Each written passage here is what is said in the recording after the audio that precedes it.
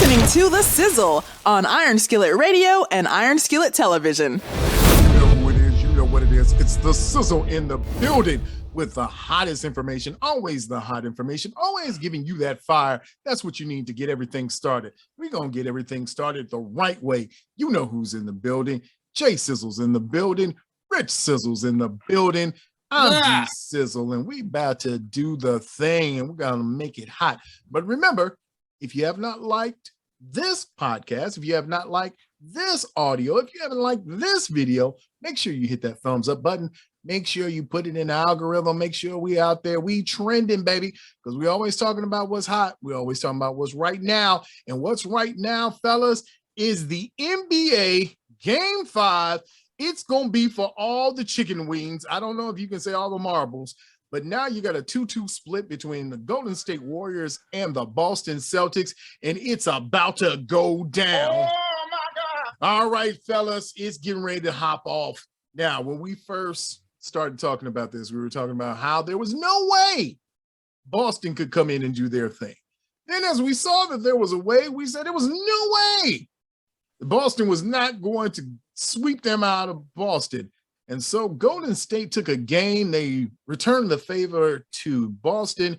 And so now let's start with where we are. Game 5, the pivotal game. This is the game that everybody talks about. This is the one that dictates who leads. All right, Rich, let's start with you. Game 5, do you see anything different? How do the Boston Celtics come away with a win in Golden State? They have to do what they've been doing. But the problem is, so what I've been watching with this series is, one, nobody can stop Steph Curry. Nobody. But the difference has been who steps up, who else steps up. No one's been able to stop Steph. And you can contain Jason Tatum for a bit, but then somebody else steps up for Boston. So in this situation, you're going back to Golden State with a little bit of the momentum taken away from you. Granted, we said in the playoffs that, hey, Boston doesn't do good on their home floor, but all of a sudden it's like we got that figured out, and then next thing you know, Steph Curry dropped a 40-piece on them. So the home court advantages now with Golden State. You have to go in there from moment one and punch them in the mouth and keep punching them. Keep punching them and keep going and make it basically to where it doesn't matter how far you are, they can't come back and catch you. I don't know if they have that kind of arsenal.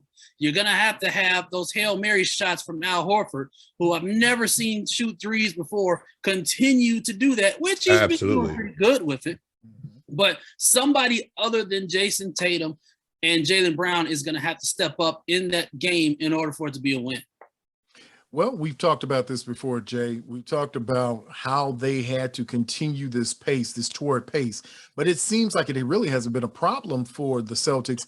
Only in the last maybe 10 minutes of the fourth quarter of the last game where they relied solely on the three and stopped taking the mid-range and start driving to the basket. So here's my thing, Jay. If you don't have a strong middle, then anybody can drive on you. And it shouldn't be any problem for Jason Tatum to keep turning the corner, driving to the basket, because it seems like nobody is afraid of Draymond Green. And unless you got some bigs doing some extra work, I think Golden State may have a game on their hand. But what say you, Jay? Well, Golden State's been playing 4 against 5 this whole series. Draymond Green has been absolutely no grande of offense. Can I even say, is no grande, is that any form of word that we can say Spanish-wise? No, he no big shot. No, you want to say no bueno. I want to say no bueno. He no good on offense, Holmes. You know what I'm saying? He no good. The Warriors have won 4 against 5. I think you saw it this last game that they started sitting Draymond Green down when it counted. I believe you're going to see a lot more of that in the second half of Game 5, because we all know if you could put another scorer on the floor, then it is almost impossible, as Rich just said, to stop Stephen Curry. Because if you have everybody has to guard, because the only way they're going to stop Steph Curry right now if they go and just double team him. They go a box in one and they have somebody chasing him around the floor all night long. But we know Steph Curry finds a way to get up his shots. He is one of only 3 guards ever in the NBA history to go 40 points and 10 rebounds. He's in the same category with Magic Johnson on that. He's historic. And I think right now you see a guy who believes in his destiny. He writes on his gym shoes, all things are possible. It must be, because this guy got him shots in, because where he be shooting from, and that ball, he gets bottoms. Do you know he is shooting 60% from twos? From twos! Like he's a big man. How is a little bitty short point guard shooting 60% from twos? That means he's getting a boatload of layups. He could break you down, and he could shoot the long ball. I'm telling you right now, if they don't play Draymond Green this whole game, the Warriors are going to walk away with a double-digit win in Game 5. One thing that I want to point out, since we want to talk about little men, big men, Game 3, the game that Boston won and won convincingly, Boston out-rebounded the Warriors. In Game 4, guess what happened? The Warriors out-rebounded Boston. And it was bad. You allowed a 3-point shooting point guard to do 10 rebounds on you. Wiggins got 16. Yeah. Wiggins was all over the place. You want to talk about Draymond Green's replacement. It's absolutely a younger version called Andrew Wiggins. I mean, he did what Draymond could psychologically do just in a physical presence. It was great. You know, like I said, going back to it, it's about the supporting cast. Who from which team is going to step up and say, I'm behind this guy. And where he can, I will. And where he will, I will too. That's who's going to win. You know, I think Jason Tatum is a little starstruck. I really believe. Because I think he's looking over there and going, oh, that's Stephen Curry. That's really him for real. And all of a sudden they let it fly from deep. Because you see, if Tatum and Jaylen Brown get it going both together at the same time, they're going to be something special. But Jason Tatum, when they need him, he starts stepping away. He's beautiful when he goes to the basket, but he needs to be full on board going to the basket. He needs to get their bigs fouled out. There's no way Draymond Green should be on the floor in the middle of the third quarter. There's no way. Get in there and attack him and get him out the game. But now that might work against you, because now, as you said, you might have Wiggins and Looney to deal with, who I think if the Warriors go ahead and play them together, put them out on the floor together, I think they'll be a far much better team. Have some rim protection going on too. But Jason Tatum's got to step up. Where's his 40-point game? Where's his 45-point game? They need that right now. They need him to take over, take it to the basket, and go be that dude, because he's getting paid like that dude. But I don't know, that dude goes somewhere else and eat popcorn when they really need it. Well, you know, that's a good question that has been brought up a couple of times. You had an exceptional performance by Steph Curry. So in Game 4, you had that quintessential Steph Curry game, the best game he's had. But in these series, especially with the Celtics, you've seen that they wax and wane. They're good one game, they take a game off, they're good the next game. Is this just a part of maturity that they don't understand how to put together full games to shut out teams? Or was this just an effort by Golden State, an amazing effort to stave off going down 3-1 in the series? Nah, I think it's just that you have an experienced team that understands what needs to be done. When you're faced with a loss, okay, we've got to go back to the lab, get in transition, and come up with a new game plan and then execute that. Okay, this is where we lacked in, so we're going to change this up and do that. They have a team that can do that. Like Jay said, so what if you can't shoot the three? Still hit a 2-pointer, and they've been doing that very well this series. If the three's not available, they'll go in and get a good 10, 15-foot shot on a high percentage opportunity and make those shots. They're not really it's like they understand that the Warriors can make a 3-point shot. So it's almost like I'm watching them, and in some parts of the game, they're okay with the Warriors just hitting the 2-pointer instead of the 3. But I'm like, that's still 2 points down. Absolutely. Yeah, it is. You also look at this too. You have White playing huge for the Celtics, right? You have the defensive player of the year playing huge for them at time offensively. How long can you count on that? Right? You got Jason Tatum. You got Jason Tatum only shooting like 26% from the 2-point range. 26%. That's not going to get it done. I'm going to tell you right now, you saw the Warriors. They were only up 1 point going into the fourth quarter, right? And you saw the Celtics wilt under the heat of the Warriors. They wilted under Stephen Curry. Stephen Curry is probably one of the best conditioned athletes, low key, that we have seen play in the NBA. You saw him in the years he's been there, he's put on about 20 pounds of muscle, and he runs all day long. He runs all day long, and he wears those guys down. Now, White has been the best defender that the Celtics have had against Stephen Curry, but even he rained 40 points on his head. So the whole question is right now, will Jason Tatum step up and be that guy? Because if we still continue, White or Horford, one of those guys are going to have an off night. And the only way the Celtics are going to win is that Tatum has to show up, and one of those other two guys have to show up big. If Horford has an off night from the 3 line, like you said, Rich, have we ever seen Al Horford shoot like this? Ever? No. So where is he pulling this out from? You know what I'm saying? At some point in time, statistics catch up to you. And we have to say that he cannot keep shooting at this torrid pace from 3 because statistics say that won't happen. And I'm pretty much to say pressure bust pipes. And we go into this game 5, you ain't going to be slinging it up there like you ain't got nothing to lose, because right now you got everything to lose. And Stephen Curry is coming and going to hang a big one on your head again in the 5th game.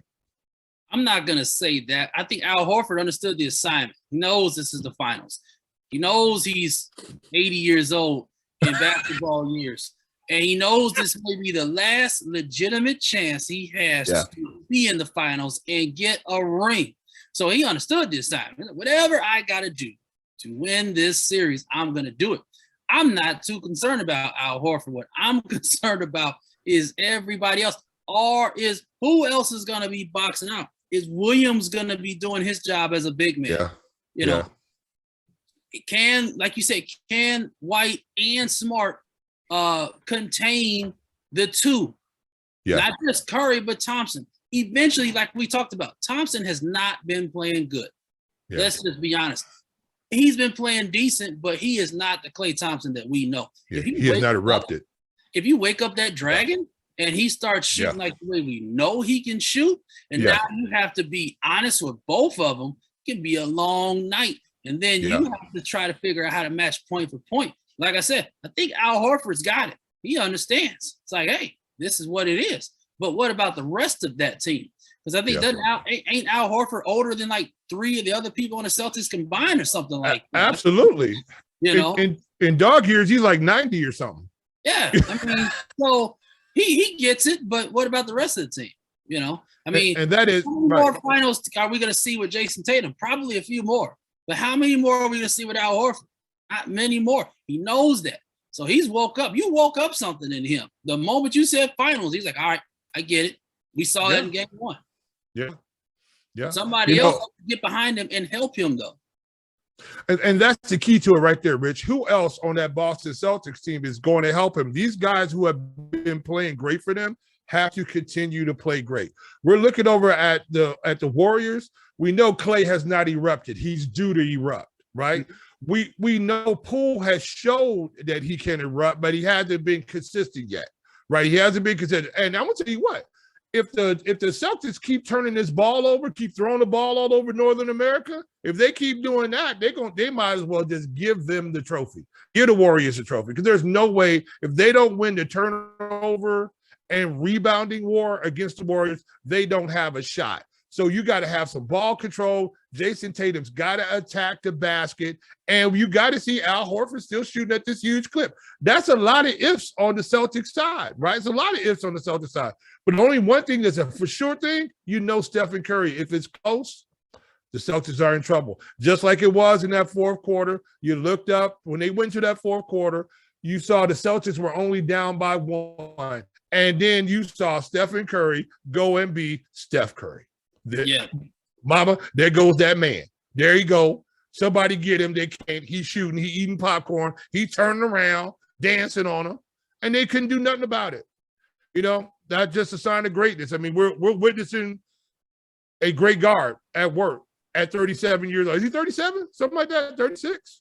Well, Something crazy? Yeah. And he old? He ain't that I don't old. think he's that old. Well, I would say he's what about 34? 34. Yeah. Is he? Well, he looks like he's 37 sometimes. He's like a baby face 37. Well, you know, now he has that Adonis body. I guess he did his Creed 3 workout, and so he's yoked up. I mean, I saw him. I was like, oh, the gun shows out for my man. He's gotten in the gym. He's gotten his body right. Got that vegetation right. You know, had pop up in the stands with his new chick. 34. Everybody was doing their thing, but here's the big question. Oh, did you see her? I saw that one in there. You had to slide that. I had to throw that one in. Did you see it? I saw he was all hugged up on his boo too, wasn't he? God bless you, Dale. Love Go you, ahead and baby. shoot your shots, baby. But here's the problem. Yes, we talked about it in the chat. This is the thing now. Rich just touched on it a little bit, but now let's dissect it for a few minutes. Yeah. The Robert Williams effect for the Celtics. In a game where you need rebounding, in a game where you don't have Draymond Green, in a game where you don't have bigs on Golden State size. No one on Golden State is as tall as Robert Williams at this point. And no one is a true center at this point for Golden State. So can this be said, or is it logical to say that Robert Williams is actually going to be the key to a Boston victory? If he does not win the rebounding war, if he does not get in and box out and do the little things, the little dirty things, he's got to do the dirt, get in there, work and get positioning and get those rebounds, or at least box out so that you don't have Wiggins jumping around. You don't have Toscano going all over the place. You don't have these little moments where they have lapses. Is he now going to be the key, Jay, for this victory? Look, Williams tweaked that knee in game 4. I don't care what the reports are saying. You know, I don't care what. Now, he is a dangerous rim defender when he can come from the offside and swatting balls out of there. He's dangerous. But when they put him in the blender, when these guards attack him and they put him in the blender and they get him stepping back and moving back, that's where I'm concerned about his knee. Because at some point in time, they're going to do him the same way they did Al Horford. They're going to put him in the high pick and roll and come out here and defend Curry, come defend Poole, come defend Thompson, come and defend them guys in the pick and roll out there up top, because we're going to push it at you. If you back up big man, we're going to put the brakes on you, and we're going to drop this over on the top of your head. So he's got to be able to work on that high pick and roll, come up, get that guy pushed backwards, have him stepping backwards, and at least not being caught in those one-on-ones. However, if he can do that, and he's effective a rim blocker. This guy is nasty. He will go up and block, but I am concerned about that knee. I know they're talking about he looks okay. I don't know. That knee was surgically repaired at one point in time. He didn't look great when he got back up. So, but again, Greg, if he does what you say he does, yeah, he is a real big key for them. But I think if he's on the floor, I think the Warriors are going to isolate him just like they've been doing Horford, and they will trade baskets. They will trade that little two-pointer on him because they're going to get free open looks to the basket as soon as they drive home and stop and pop. Interesting. I mean, there are a lot of things to go in, and we haven't even talked about one player that I have to give a shout out to, and one that is near and dear to those who are Washington Wizards and Bulls fans. That is the play of Otto Porter. Now, one person that probably called it early in the year might have been Jay. I think we were talking about the effectiveness of Otto Porter, but you get an Otto Porter for times like this, Rich, when you see that you need a veteran to come in and can sometimes settle everything down or just be a constant shooter, a constant defender. He's taken on the role of what Golden State needs. So can they get that same type of play from all of their bench players to keep moving forward and roll past Boston in this game 5? I think they can. And one thing that Otto Porter brings to the table is the intangibles. You watch him, you have a situation where I think it was one of the Williams. They had a defensive rebound. Otto Porter just strips the ball away from him, turns around and gets an easy layup. Those are the plays that will make or break you if you're sitting there trying to win a game or a championship in that case. And like you said, that comes from experience. Otto Porter's been there. Listen, both teams are not that tall. We're looking at two teams. I don't think anybody – Al Horford might be the tallest person on the floor. I don't think he's 7 foot, though. No, maybe about 6'10", 6'11", something in there. Yeah, and everybody else is 6'9", 6'8". That's why Wiggins can just do whatever he does because he's 6'7", but he's got like a wingspan of 2,000 feet. He's got skyscraper arms. Right. And so, of course, he can grab rebounds pretty well. So you're looking at small ball anyway, but you still need somebody to clean up. And you would have thought it was Boston because they delegated more people to the center and the power forward position, but they're not living up to that hype right now. No, absolutely not. Yes, because like I said, where you might come down with the rebound, you still got to secure that ball. And that's where all the turnovers are coming in. It's like, who's going to bring the ball down the court? We've always had this conversation, like, is Marcus Smart a legitimate point guard? Should he be handling the ball? Who should be handling the ball for Boston if it's not Smart or White? And Jason Tatum really bring the ball up? Is that just because I've watched him? And when he does that, Wiggins or Gary Payton meets him at half court, slows him down. Now that tires you out and things like that. We talked about that with the whole conversation about older guys trying to take control of the offense and then getting spun out.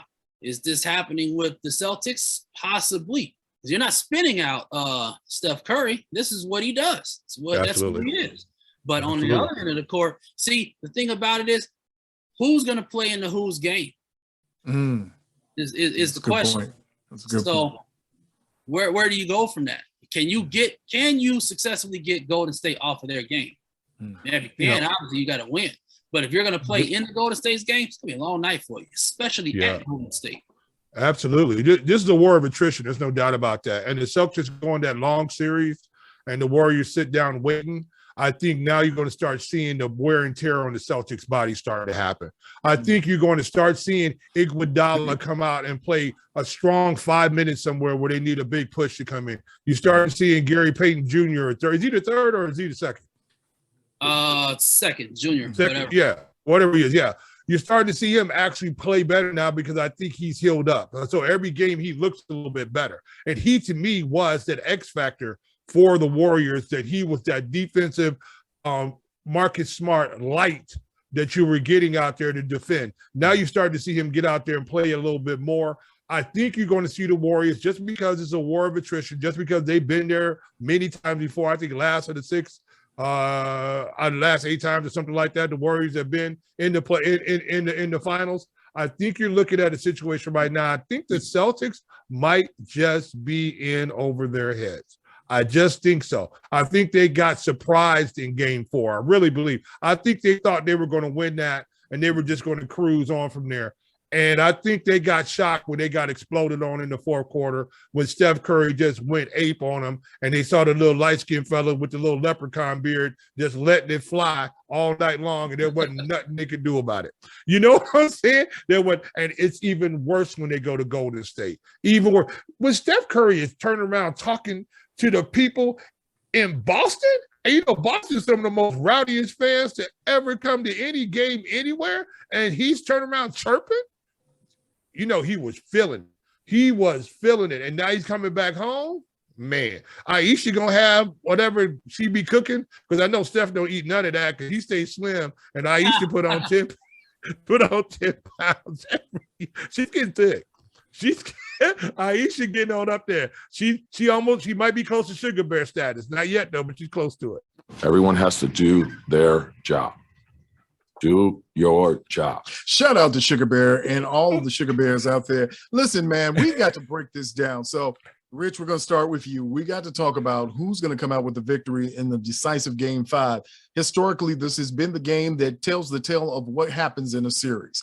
So, no team had ever gone down 3-1 in a series as Golden State was looking like they were going to go down to a 3-1 series lead by Boston. But now that it's 2-2, the Game 5 always seems to be that deciding factor. So, Rich, we'll start with you. Then Jay will come to you and get some predictions on what we think is going to end out Game 5 and how we're going to play into what happens in Game 6. So, Rich, what happens in Game 5? I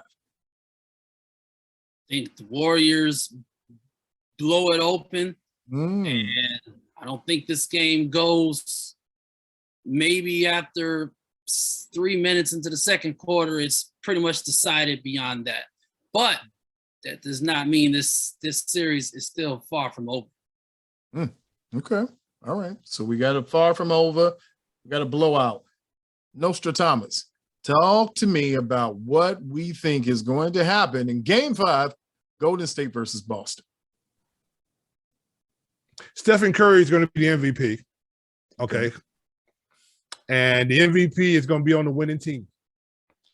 And right now, they have no answer for Stephen Curry. They have thrown everything at him they could think. Marcus Smart been out there breaking down like he's a karate kid. You see him doing katas, trying to catch flies with chopsticks. None of that stuff is working. None of that stuff is working. They're knocking him down, pushing him down, drop kicking him, everything, throwing White out on him. They're throwing Horford out on him. Nobody can defend Stephen Curry when he wants to get up his shot. The only way I see them defending him is that they really go an actual box in one and put somebody on him to trail him all night long, and they just double team him wherever he is.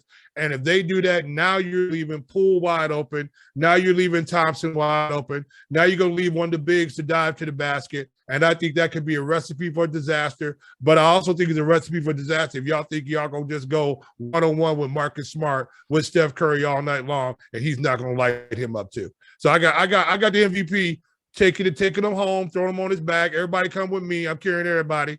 You know what I'm saying? Because I am going to be on the Mount Rushmore of basketball. Yeah, Okay. like I said before, Steph Curry must have been listening. You want to cement your legacy, you got to have a finals MVP. Yeah. You can't sit there and talk about, well, I got 4 rings, I'm the best player on the team, but I don't have a finals MVP award. Yeah. Where they do that at? Yeah. Well, as I give my last, before we get ready to break, I'll give my last opinion. I think we're going to have a role reversal. I think you're going to see a game where Golden State's going to be up and it's going to be close into the fourth quarter. And then Boston is going to pull out and do what Boston has done throughout this playoff run. They're going to pull out a Game 5 in Golden State and do the unthinkable, because I've got to get this thing to a Game 7. I already bet somebody 12-piece with an extra red beans and rice. It's all about you. I'm sorry. I'm being myopic. This has to be about me. I've got to get this game to Game 7. So right now, I'm saying that you're going to have a very close game. I think it's going to be in the hundreds. I think it really is. I have a belief that you're going to have Boston come out. They're going to be a little bit rejuvenated. Youngsters come out with fresh legs, and they're going to get in there and do their thing. And so you'll see a very close game with a Golden State loss in Game 5, setting up a very interesting Game 6 back in Boston. So that's where we are. I think that's what's going to happen. You like that? You like that? Nah. You know who it is. You know what it is. It's the Sizzle in the building. We always talk about the hotness. You may not like it, but I like it. And guess what, buddy? We're going to go with it because we got to get this game to a Game 7, because after this, there's nothing left. There's nothing left. The Rangers lost. The White Sox suck. And the Cubs are torpedoed. My sweat. They were getting crushed today. I think the Yankees or something was beating on them like they stole something. Yeah, the Yankees beat them like they owed them last week's rent. It was a bad thing. It looked like a football score. I thought it was the Bears playing the Yankees. I didn't know what was going on. It was terrible. But I tell you what, I know what's always hot. The Sizzle. That's right. We're always as hot and as fresh as can be, because ain't nobody dope like us. We're just so fresh. And we're so clean. So you know who it is. You know what it is. It's the Sizzle in the building. It's the hottest thing ever. That's right, ever. I said it. In the planet, on the planet, around the planet. We are the Sizzle, and we will see you, our friends, on the other side. Thank you for listening to The Sizzle, the hottest sports talk in the 219, here on Iron Skillet Television and Iron Skillet Radio. Make sure that you follow us on Twitter, Facebook, and Instagram at Iron Skillet Sports. And remember to like, share, and subscribe to Iron Skillet Sports on YouTube at Iron Skillet Sports.